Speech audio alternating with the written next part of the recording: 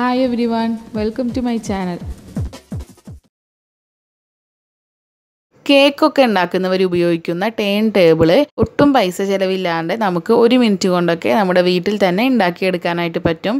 അതാണ് ഞാൻ ഇന്നത്തെ വീഡിയോയിൽ കാണിക്കാനായിട്ട് പോകുന്നത്. ഇതിനായിട്ട് നമുക്ക് നമ്മുടെ വീട്ടിലുള്ള പഴയ പ്ലേറ്റുകളോ അതുപോലെ പാത്രത്തിൻ്റെ അടപ്പുകളോ അല്ലെങ്കിൽ എന്തെങ്കിലും ടിന്നിൻ്റെ അടപ്പുകളോ ഒക്കെ ഉപയോഗിക്കാവുന്നതാണ്.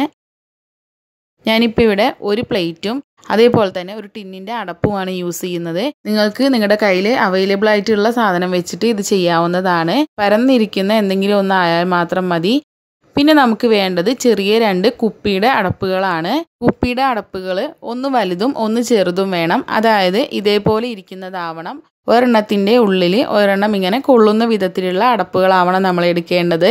ഇനി ഞാൻ ആദ്യം ഈ പ്ലേറ്റിൻ്റെ മുകളിലായിട്ട് ഈ ചെറിയ അടപ്പ് ഇങ്ങനെ ഒട്ടിച്ചു കൊടുക്കുകയാണ്. ഇതിനായിട്ട് നിങ്ങൾക്ക് ഹോട്ട് ഗ്ലൂ ഉപയോഗിക്കാവുന്നതാണ്. ഞാനിവിടെ ഒരു ഡബിൾ സൈഡ് ടാപ്പ് യൂസ് ചെയ്തിട്ടാണ് സ്റ്റിക്ക് ചെയ്യുന്നത്. ഇപ്പം ഞാൻ ഈ പാത്രത്തിൻ്റെ നടുക്കായിട്ട് ഈ അടപ്പ് സ്റ്റിക്ക് ചെയ്ത് കൊടുക്കുകയാണ്. ഇപ്പം ഇത് നല്ലപോലെ ഒട്ടിയിട്ടുണ്ട്, നല്ല സ്ട്രോങ് ആയിട്ട് ഇരിക്കുന്നുണ്ട്. നമ്മൾ ഡബിൾ സൈഡ് ടാപ്പൊക്കെ ഉപയോഗിച്ചിട്ടാണ് ഉണ്ടാക്കുന്നതെങ്കിൽ ഈ പ്ലേറ്റിൽ നിന്ന് നമുക്ക് അടർത്തി മാറ്റാനായിട്ട് എളുപ്പമായിരിക്കും. അപ്പോൾ വല്ലപ്പോഴും കേക്ക് ഉണ്ടാക്കുന്നവരൊക്കെ ആണെന്നുണ്ടെങ്കിൽ ടേൺ ടേബിൾ ഉണ്ടാക്കുമ്പോൾ ഇതേപോലെ ഡബിൾ സൈഡ് ടാപ്പ് യൂസ് ചെയ്തിട്ട് ചെയ്യുന്നതായിരിക്കും നല്ലത്. ഇനി നമുക്ക് ഈ ടിന്നിൻ്റെ അടപ്പിലാണ് ഈ കുപ്പിയുടെ വലിയ അടപ്പ് സ്റ്റിക്ക് ചെയ്ത് വെക്കേണ്ടത്.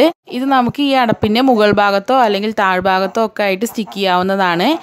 തടവില്ലാത്തൊരു ഭാഗമാണ് നിങ്ങൾക്ക് വേണ്ടതെങ്കിൽ കമഴ്ത്തി വെക്കുന്നത് പോലെ നമുക്ക് ടേൺ ടേബിൾ ഉണ്ടാക്കാം. അല്ലാന്നുണ്ടെങ്കിൽ ഞാൻ ഉണ്ടാക്കുന്നത് പോലെ തന്നെ ചെയ്യാവുന്നതാണ്. അതൊക്കെ നമ്മുടെ ഇഷ്ടത്തിനനുസരിച്ച് ചെയ്യാനായിട്ട് പറ്റും.